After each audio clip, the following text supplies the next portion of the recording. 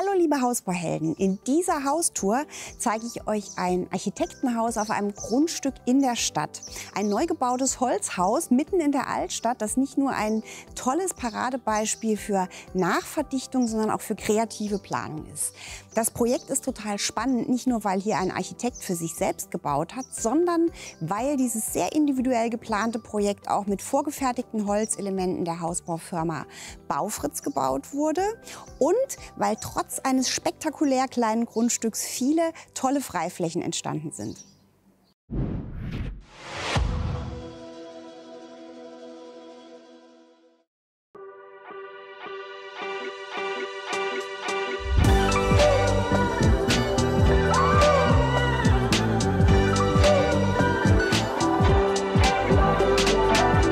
Das Spektakulärste zuerst, das Grundstück ist nur 113 Quadratmeter groß und die Grundfläche des Hauses sind ebenfalls 113 Quadratmeter.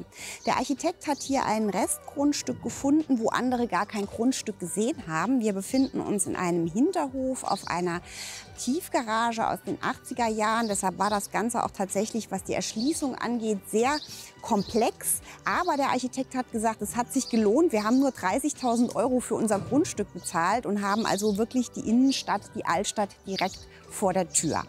Im Erdgeschoss ist das Grundstück an 3 Seiten eingebaut. Deshalb befinden sich hier Nebenräume. Ihr seht da auch so eine Art Garagentor. Da ist der Parkplatz für die Mülltonnen und die Fahrräder. Dann gibt es eine Glasfront, da ist das Architekturbüro des Bauherren mit Archiv und Nebenräumen dahinter. Und das Wohngeschoss ist dann das erste OG und das Dachgeschoss. Insgesamt sind hier etwa 140 Quadratmeter Wohnfläche entstanden, plus die eben erwähnten Nebenräume im Erdgeschoss. Und das Ganze hat Maße von 11,60 Meter vorne. Und da das Grundstück so ein bisschen konisch zuläuft, ist es auf der einen Seite sind es 9 und auf der anderen Seite etwas über 10 Meter. Ab dem ersten Obergeschoss ist das Haus dann nur noch 5,75 Meter breit. Denn da will ich ja dann im Hinterhof auf der Südseite, wir stehen jetzt hier auf der Nordseite, eben auch Freiflächen schaffen. Und wie ihr schon sehen könnt, es ist ein asymmetrisches Satteldach drauf. Das heißt, der First läuft nicht mittig. Die kurze Seite, die Südseite hinten ist komplett mit Photovoltaik belegt. Das sind dann nur 3,5 Kilowatt Peak-Leistung. Dazu sage ich euch später auch noch was im Zusammenhang mit der Haustechnik. Es ist eine von 2 Anlagen hier in der Altstadt, weil es natürlich nicht so einfach ist. Aber es lohnt sich wirklich auch, diese kleine Anlage zu planen. Das Dach hat eine Neigung von 31 Grad und ihr könnt hier vorne schon sehen, dass die Nordfassade sehr besonders gestaltet ist. Wir haben hier in dem oberen Geschoss so einen Teil, der so ein bisschen schräg rausläuft. Der ist mit Holzfassade verkleidet. Das ist eine Lamellenfassade in unbehandelter Lärche. Das Haus ist Baujahr 2020, das steht da also schon 4 Jahre. Und dieses schräg rauslaufende hat man gemacht, um eben in diesem Wohngeschoss noch ein bisschen mehr Fläche nutzen zu können. Im Erdgeschoss ist das Ganze zurückversetzt. Dann hat man es ein bisschen einfacher, auch für das Dachgeschoss, dass man da jetzt nicht einen schrägen Winkel hat, weil das für die Traufe dann irgendwie schwierig wird und für die Dachform. Aber wie ihr schon sehen könnt, es gibt da oben noch mal so ein Lichtband, das ganz, ganz viel gleichmäßiges Nordlicht reinnimmt. Und ansonsten haben wir hier nur 2 Fenster und hier unten eine Pfostenriegelkonstruktion, die vollflächig verglast ist.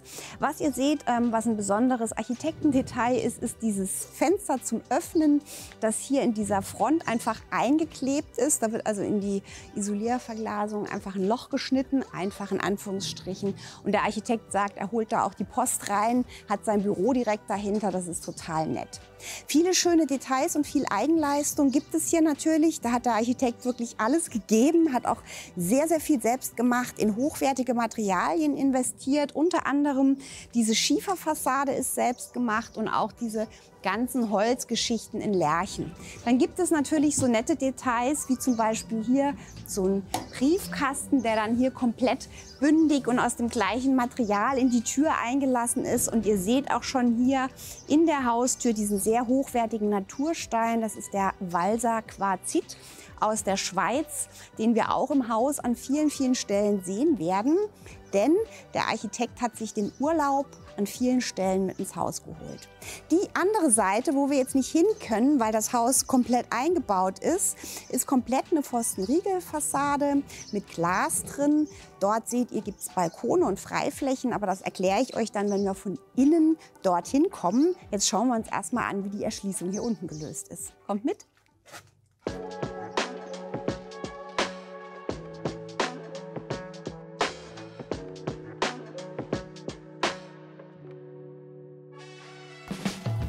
Die Diele ist 12,9 Quadratmeter groß. Wir haben hier eine Rohbaugeschosshöhe von 3 Metern und eine lichte Raumhöhe von 2,54 Meter. Die Fläche der Diele ist tatsächlich sehr gut genutzt. Da geht nämlich noch die Treppe ab. Dazu sage ich euch später was. Aber neben dieser offenen Garderobe gibt es hier auch noch eine sehr, sehr nette Lösung des Raums unter der Treppe. Es gibt hier nämlich so eine kleine Einbaugarderobe und dahinter kommt mal um die Ecke einen Schuhschrank. Also wirklich ein Paradies. Man kriegt hier total was unter, hat es aus den Füßen raus und das ist eben auch eine Standardlösung. Der Bauherr hat ganz viel mit Standardschränken gemacht, wo ihm der Schreiner dann die Einbautüren davor gebaut hat, damit es eben überall raumhoch reinpasst und das finde ich ist eine ganz tolle Idee. Wir sehen hier schon was an der Wand. Das ist eine Naturmaterialtapete aus Tirol. Die wird oben auch noch an vielen Stellen eine Rolle spielen. Und auf dem Boden ist der eben in der Tür schon erwähnte Quarzit. Das ist ein Naturstein aus der Schweiz, der leider nicht ganz billig ist, aber wohl hier sehr robust. Der ist auch unbehandelt hier im Eingangsbereich. Wir sehen ihn auch in den Bädern oben teilweise noch. Wenn man jetzt eine Küchenarbeitsplatte oder sowas damit machen wollte, müsste man das ein bisschen einlassen. Dann wird er etwas widerstandsfähiger, aber hier funktioniert es wohl so. Sehr gut. Hinter mir, wir werfen einen ganz, ganz kurzen Blick rein, ist jetzt der Hauswirtschaftsraum. Der ist jetzt praktisch in diese dreiseitige Randbebauung reingebaut, deshalb ohne Fenster. Das Haus wird über Fernwärme beheizt und wir sehen, hier ist nur der Pufferspeicher. Die Übergabestation ist tatsächlich im Nachbarhaus. Das war auch eine, sagen wir mal, komplizierte Sache an dieser ganzen Geschichte. Genehmigung, Planung war alles kein Problem, sagt der Architekt, weil es eben so viele Zwänge gab. Es gab auch ein Wegerecht zu diesem Grundstück, aber kein Leitungsrecht. Und da musste er sich sozusagen beim Nachbarn einkaufen, dass er dort die Fernwärmeübergabestation hat. Strom, Wasser, Abwasser wird alles über das Nachbarhaus geregelt. Aber das ließ sich alles organisieren und es hat sich wirklich gelohnt. Ihr macht bitte noch einen ganz kurzen Blick an die Decke.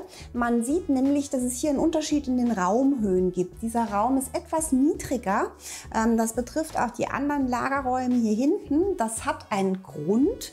Dadurch konnte man nämlich oben, was ich euch dann auch zeigen werde, flächenbündig, also das heißt ohne Stufe, auf die Terrasse kommen. Das Detail erkläre ich euch nochmal an der Stelle, wenn wir da sind. Jetzt gucken wir noch ganz kurz hier in das Architekturbüro des Bauherrn, das hier nämlich auch noch Platz gefunden hat. Da haben wir also hier vorne den Raum mit sozusagen Schaufenster zur Stadt hin. Das ist also wirklich eine perfekte Lage für so ein Büro. Und da hinten gibt es noch ein kleines WC um die Ecke und einen kleinen Druckerraum bzw. das Archiv. Wir schauen hier ganz kurz rein, weil ich die Materialauswahl sehr schön finde. Im Vergleich zum anderen Haus wurden hier unten nämlich die alten Möbel mitgenommen. Da ist auf dem Boden jetzt eine sehr dunkle, so eine Räuchereiche und dieses kleine Gäste-WC ist irgendwie sehr puristisch und sehr nett gemacht.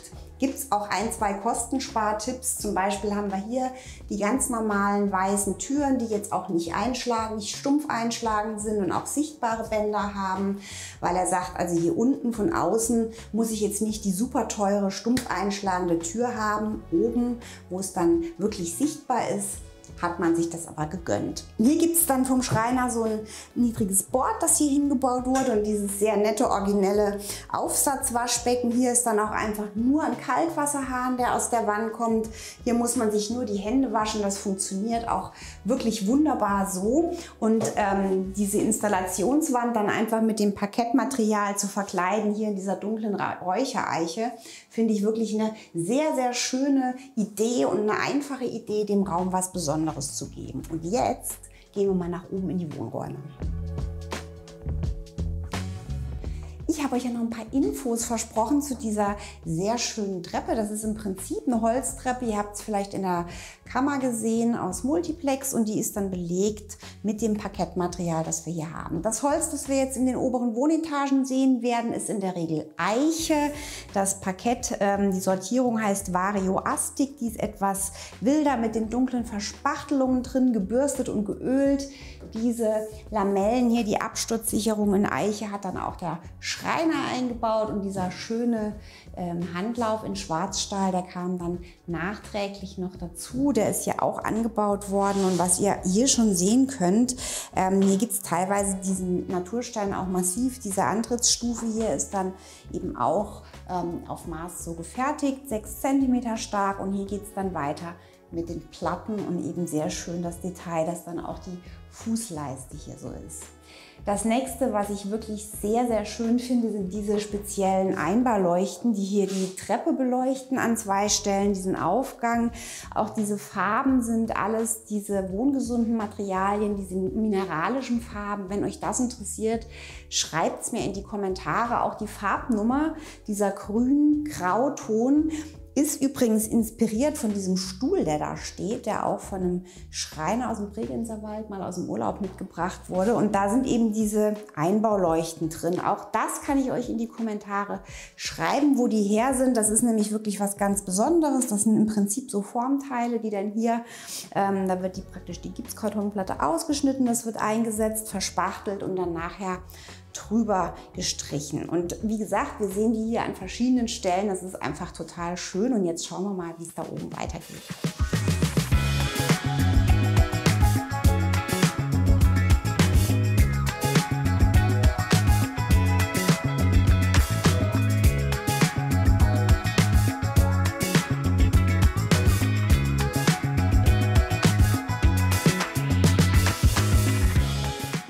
Gerade einläufige Treppe. Hier ist nochmal so ein Zwischenpodest, da gehen nochmal 3 Stufen hoch. Hier oben ist ja jetzt die Breite nur noch diese 5,75 Meter.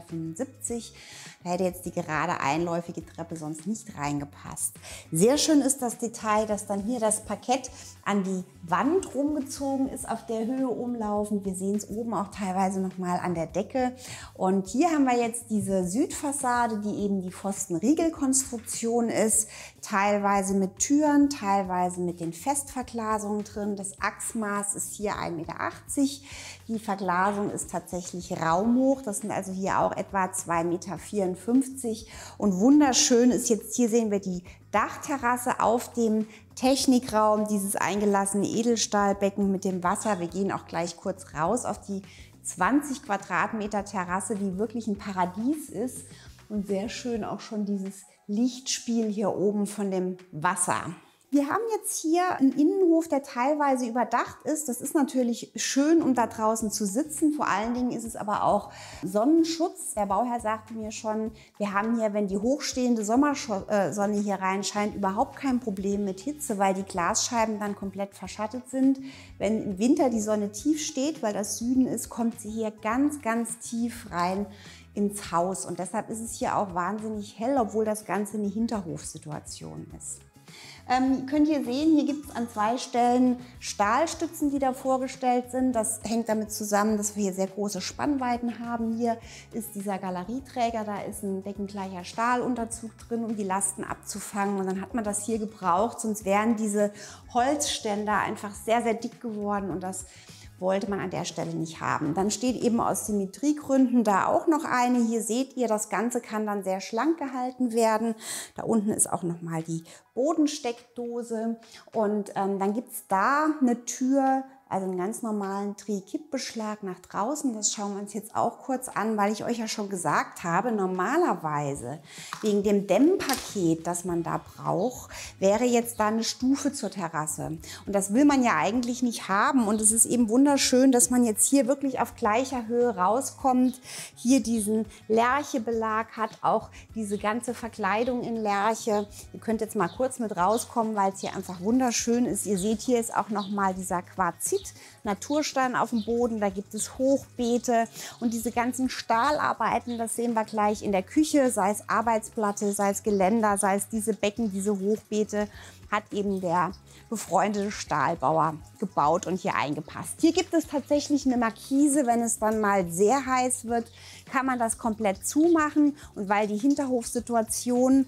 jetzt, sagen wir mal, ein bisschen krustelig ist, hat man sich eben auch für diese Holzverkleidung entschieden, damit man hier einfach einen wunderschönen, geschützten Freiraum hat.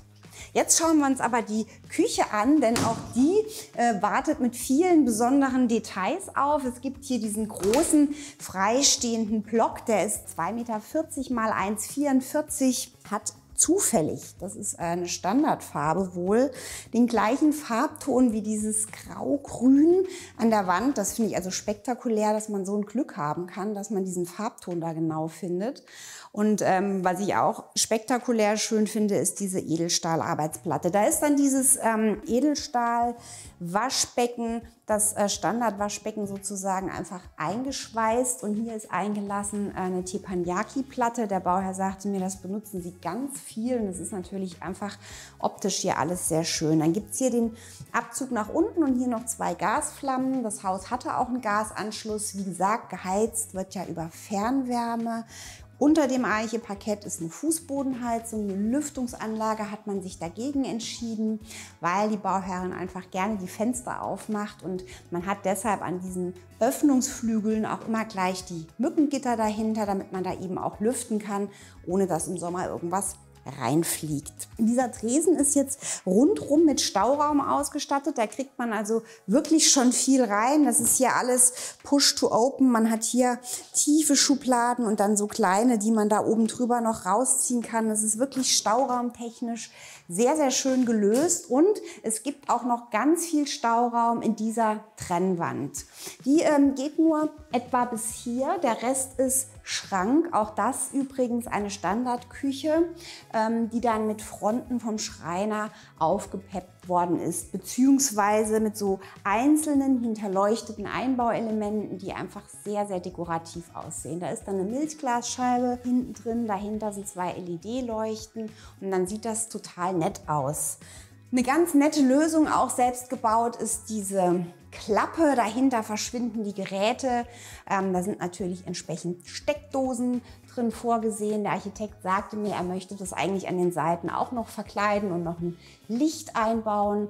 Ganz so weit sind sie noch nicht und sie machen das eigentlich dann auch immer zu, wenn sie es benutzt haben. Deshalb haben sie extra nicht diese Türen gewählt, die man reinschieben kann im geöffneten Zustand, weil dann ist es eben doch immer offen und so ist es einfach total schön aufgeräumt und ordentlich. Man hat hier wirklich viel Stauraum, obwohl es eigentlich kein riesiger Raum ist. Ich weiß nicht, ob ich es schon gesagt hatte, es sind 33,7 Quadratmeter.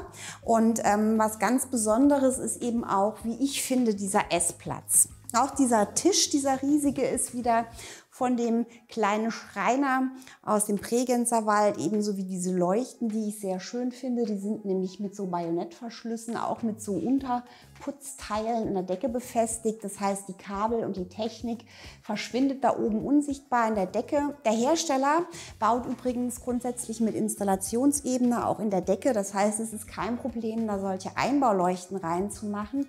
Trafo sitzt in diesem Fall da hinten im Schrank. Aber das ist wirklich eine total schicke Lösung. Und wenn euch das interessiert, ich kann euch die Infos dazu in die Kommentare schreiben. Hier seht ihr jetzt dieses rausgeklappte Teil, was wir außen gesehen haben. Dadurch wurden praktisch hier nochmal 50 cm Tiefe gewonnen für diese Sitzbank, die jetzt an der Rückwand hier auch wieder mit dem Eiche-Parkett verkleidet ist, mit dieser kleinen Schattenfuge, die hinterleuchtet ist. Dann hat man sich entschieden, das hier zu verkleiden. Das ist jetzt praktisch der Bereich, der da so rausspringt auf Höhe des Fensters. Diese Sitzbank ist dann auch vom Schreiner hier natürlich auf Maß reingefertigt, weil das ja eine Schräge ist und gepolstert mit Loden, auch aus Österreich, die beiden Bauherren eben auch aus dem Urlaub mitgebracht haben. Wir können jetzt hier mal gerade sehen, das ist eins von 2 Fenstern, die der Hersteller baut. Das sind Holz-Alu-Fenster. Er nennt das Skalarfenster, weil die bauschaumfrei eingebaut werden können. Und diese Lamellen davor, beziehungsweise diese Gitter, die sind tatsächlich auf so einen verzinkten Stahlrahmen aufgesetzt. setzt. Die kann man einfach aufklappen. Das heißt, wenn dann zweimal im Jahr der Fensterputzer kommt, kann man diese Lamellen wegklappen und die Scheiben von außen auch reinigen. Denn die Seite ist ja eine Festverglasung. Jetzt haben wir hier schon wirklich eine ganze Menge schöne Sachen gesehen und noch ein Wort vielleicht zu diesem Kamin. Auch hier haben wir wieder die maßgefertigten Teile aus dem Quarzit, auch im Boden hier vor der Brennkammer entsprechend das nicht brennbare Material eingelassen. Der ist auch mit so Schamottschlangen hier drin ausgestattet. Das heißt, da wird auch ein bisschen was gespeichert an Wärme. Die Fußbodenheizung reagiert ja sehr langsam. Wenn man es mal schnell warm haben will, kann man hier einfach ein Holzfeuer anmachen. Der speichert die Wärme, die zieht dann eben auch nach oben. Und wir werden gleich sehen, der Wohnraum liegt im oberen Geschoss. Die Idee, das so zu trennen, war auch nicht ganz unumstritten. Erst hat man gesagt, oben ist es heller, wir machen die Küche, die Wohnräume oben hin, schlafen auf dieser Ebene, denn je weiter man hochkommt, desto tollere Aussicht hat man auch. Aber vom Ablauf im Alltag hat man sich dann eben doch entschieden, dass man lieber die Gäste und das, was man an Einkäufen hochbringen muss, eben auf der Ebene des ersten Obergeschosses hat und oben dann die ganz privaten Räume. Jetzt schauen wir noch kurz hier um die Ecke. Hier gibt es noch einen kleinen Gästebereich, ein Arbeitszimmer, ein Gästezimmer, wenn die erwachsenen Kinder zu Besuch kommen. Und was ich auch ganz nett finde, der Einbaukühlschrank bzw. der Einbaubackofen sind hier ums Eck, weil der Architekt eben auch sagte, er möchte diese Front, wo man eben so aus dem großen Raum drauf guckt, nicht mit diesem dunklen Loch, mit diesem Backofen da von der Optik haben. Und jetzt schauen wir hier noch in die beiden Räume um die Ecke, wo Gäste unterkommen, wenn sie da sind. Dieser 3,5 Quadratmeter große Flur wird jetzt nochmal optisch abgetrennt durch diesen Schrank, durch diese Küchenlösung. Und hier sind jetzt diese beiden Gäste- und Arbeitszimmer, hier etwa 13 Quadratmeter.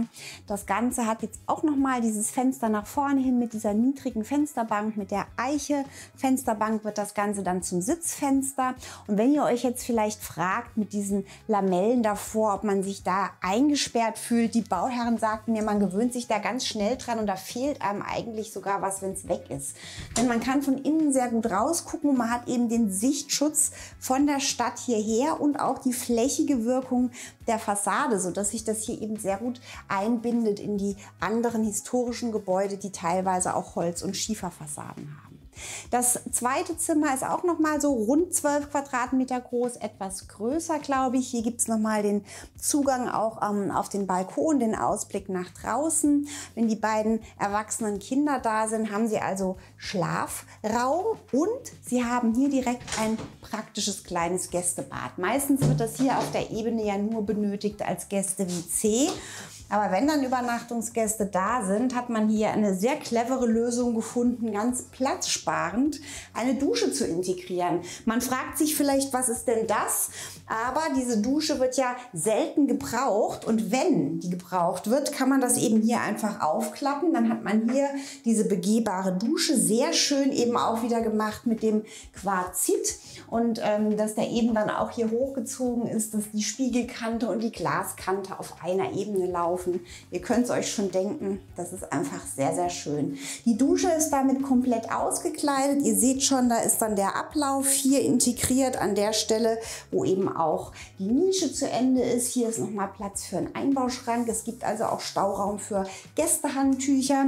Und das WC, da fällt mir gerade noch ein, obwohl das Grundstück winzig ist und komplett bebaut, hat man Platz für eine Regenwasserzisterne gefunden, eben in diesem Garagenbereich mit den 3000 Litern. Das heißt, die WCs und auch die Garten- und Terrassenbewässerung wird über das Regenwasser gemacht.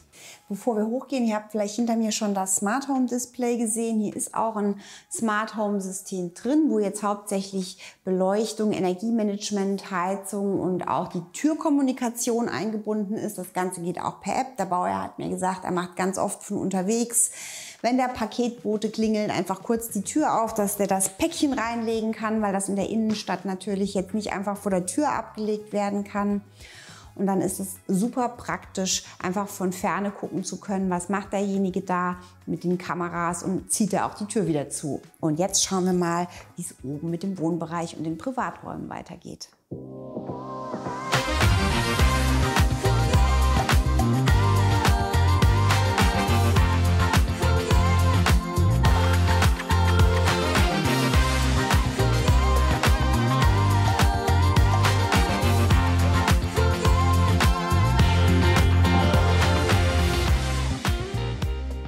kommen jetzt ins Dachgeschoss, wo der Wohnbereich liegt, der mit 20,7 Quadratmetern für 2 Personen genau richtig dimensioniert ist und natürlich auffällt durch diese besondere Raumdimension. Wir haben jetzt hier eine lichte Raumhöhe von bis zu 4,20 Meter. Der Kniestock ist 1,75 hoch. Sehr schön jetzt dieses Lichtband direkt unter der Traufe, das ich euch von vorne gezeigt habe, der jetzt nicht nur das gleichmäßige Nordlicht hier reinholt, sondern eben auch diese ganz tolle Fernsicht ermöglicht bis in den Thüringer Wald. Der Architekt hat sich tatsächlich bei der Planung hier einen Hubwagen aufs Grundstück stellen lassen und sich hochfahren lassen in unterschiedliche Höhen. Von wo sehe ich was, wenn ich in welche Richtung gucke und wie muss ich die Fenster und die Aussichten platzieren, dass ich was sehen kann, aber mir die Leute nicht reingucken. Und das sieht man hier oben sehr, sehr gut. Auch da gibt es nochmal so ein durchgehendes Lichtband unter der Traufe und da gibt es nachher noch einen sehr, sehr schönen Raum, auf den ich persönlich mich schon freue. Jetzt schauen wir uns erstmal die Seite an. Das ist nochmal die Pfostenriegelfassade, eben auch in diesem besonderen lichtgrauen Ton gestrichen. Wenn euch das mit den Farbnummern interessiert, schreibt es mir bitte in die Kommentare. Und was auch noch ein schönes Detail ist, ist diese schmale Brüstungswand. Das ist einfach eine Dreischichtplatte, die mit Gipskarton verkleidet und gestrichen ist. Der Architekt sagte mir, er wollte da jetzt nicht so einen Wandprügel haben, aber auch jetzt nicht die offene Treppe. Das bringt sehr viel Unruhe in den Raum, auch unten, wenn man drauf guckt. Die Dynamik von der schrägen Wand ist da, aber das Ganze ist eben sehr filigran abgetrennt. Man sieht jetzt, dass hier der Kamin hochkommt. Von unten, wie gesagt, wenn da mittags angeheizt wird, ist es dann oben. Wenn man zum Fernsehen kommt, hier oben schön. Und der Architekt sagte mir, von den Raumabläufen haben sie es eigentlich ganz gerne, dass der Wohnbereich oben ist. Dann kann man abends unten die Küche fertig machen, die Arbeit ist erledigt und dann kommt man hier hoch und hier hat man nur noch Entspannung. Sofa, Fernsehen, die kleine Terrasse und hier der ganz besondere Wellnessbereich mit Sauna, den ich euch jetzt zeige.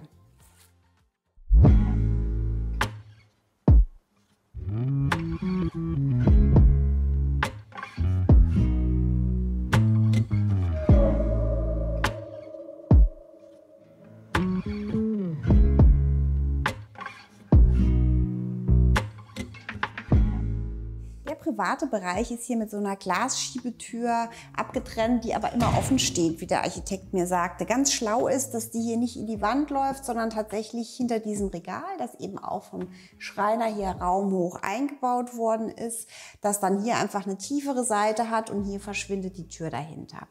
Die steht immer offen, weil es geschickt geplant ist, nämlich von der Raumzuordnung so, dass man vom Warmen ins Warme läuft, also vom Wohnzimmer ins warme Bad und dann die kühleren Räume, Schlafzimmer, Ankleide eben separat hat. Außerdem wollte man hier durchgehend diesen Holzboden, der diesen wohnlichen Charakter unterstreicht, vom Wohnzimmer hier rein haben, diese lange Sichtachse. Diese Glasfront, das ist einfach eine total schöne Idee. Und dann hat man eben hier in dem Bereich den Holzboden und nur da, wo dann nachher wirklich Wasser ist oder hier an der Rückwand diesen Naturstein, der ja auch, wie ihr euch erinnert, sehr teuer ist.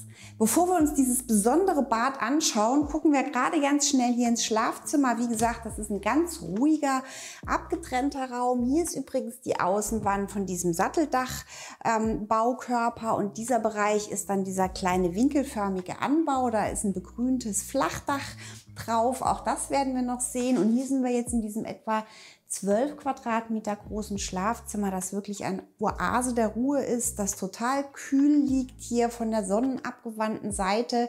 Trotzdem kann man da schön rausgucken. Die Ankleide ist extra nicht vom Schlafzimmer aus erschlossen, damit man sich nicht stört, wenn man morgens unterschiedlich aufsteht. Das Bett ist sehr, sehr schön in Walnussholz hier eingebaut. Diese Lampen hat der Bauherr auch selber gebaut, ebenso wie die im Bad. Da hat er sich einfach bunte Textilkabel bestellt und dann eben Fassungen und Leuchtmittel da dran gebastelt. Und hinter mir ist jetzt was ganz Besonderes. Das ist diese Fließtapete aus Naturmaterialien. Die sehen wir gleich noch an einer anderen Stelle. Das ist wirklich Heu mit hier Rosenblättern drin. Das ist akustisch angenehm. Es fühlt sich schön an. Es riecht riecht tatsächlich nach Heu hier drin, ist übrigens für Pollenallergiker kein Problem, habe ich mir sagen lassen. Es ist leider auch sehr, sehr teuer, kann man aber auch anfertigen lassen, wie man es haben möchte. Auch in Tirol, auch aus dem Urlaub mitgebracht. Wenn ihr da Infos zu haben wollt, schreibt es mir in die Kommentare. Diese Tür ist übrigens nochmal mit so einer extra Schalldämm-Nut abgetrennt. Das heißt, wenn die zu ist, ist da unten so eine Bürste. Das heißt, wenn morgens jemand früher aufsteht, hier die Tür zumacht, ins Bad geht, ist es schalltechnisch entkoppelt.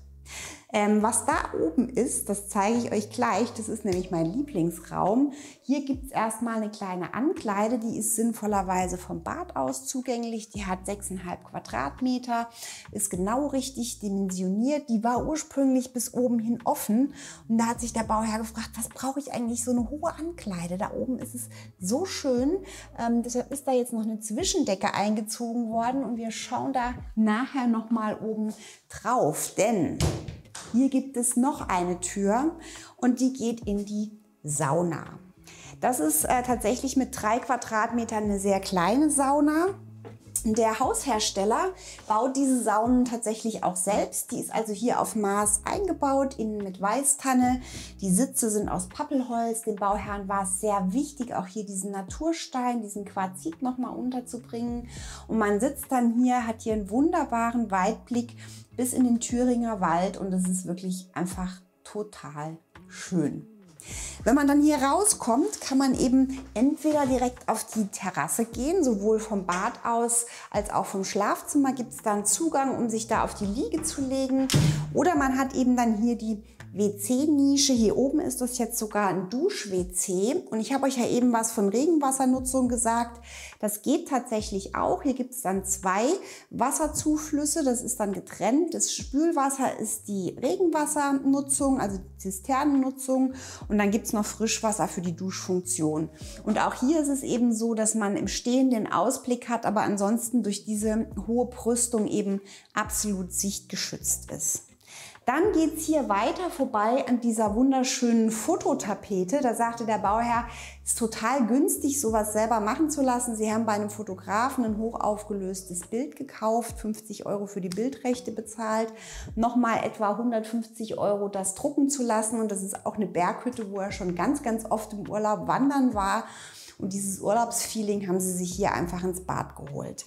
Bevor wir darüber sprechen, gucken wir jetzt hier gerade noch mal um die Ecke, denn diese T-Wand trennt hier die Dusche ab, die jetzt komplett mit diesem Quarzit ausgekleidet ist. Der hat wirklich diesen Glimmer da drin und ist total schön. Und auch hier ist es eben so, dass dieser Raum hell ist.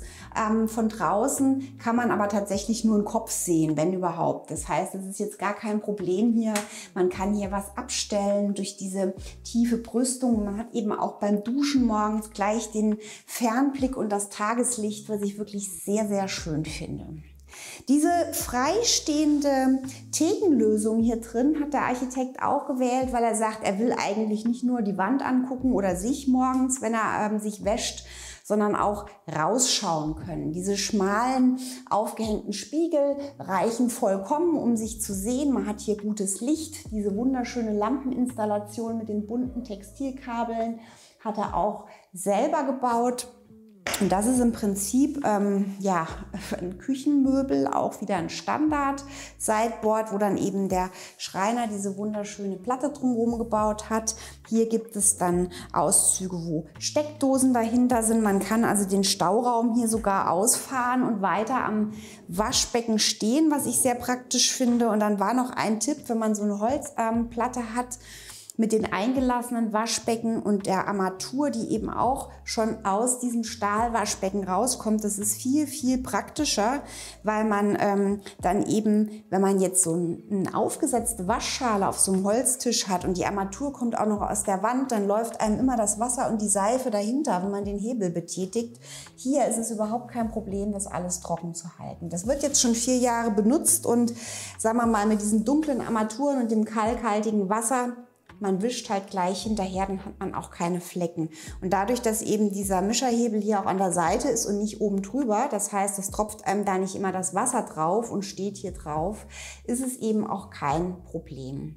Ihr seht jetzt vielleicht schon die Badewanne da vorne, die wird wohl jetzt nicht so oft benutzt, ist aber eben eine ganz schöne Lösung. Man hat hier sowieso den Bodenzulauf fürs Wasser und das ist eine Stahlwanne aus dem Standardprogramm des Hausherstellers, die dann eben verkleidet ist mit diesem Holz. Und bevor wir jetzt da hochgehen, fahre ich noch schnell die Leiter aus, denn das ist der Raum, den sich die Bauherren nachträglich noch gegönnt haben. Und da schauen wir jetzt mal.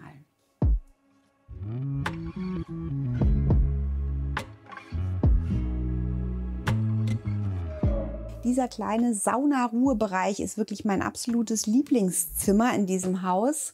Man guckt hier über das begrünte Flachdach, über die Dächer der Altstadt, hat nochmal das Parkett, das so ganz viel Wohnlichkeit und Höhlencharakter hier reinbringt. Nochmal die indirekte LED-Beleuchtung und hier eben an der Rückwand nochmal diese Naturfließtapete. Das ist Schafwolle mit diesen aufgepressten Trockenblumen, was an der Stelle wirklich eine Sonderanfertigung für diesen Raum war. Und das ist wirklich einfach total schön zum Entspannen nach einem langen Tag. Und wenn ihr jetzt noch mal alles genauer sehen wollt, die Grundrisse, weitere Infos zum Haus, gibt es wie immer unten in unserer Videobeschreibung für euch einen Link. Da könnt ihr euch alles noch mal anschauen. Und wenn ihr noch mehr Videos von uns schauen wollt, dann abonniert doch unseren Kanal. Am besten mit Glocke, denn dann verpasst ihr auch alle weiteren Videos nicht von und für Hausbauhelden.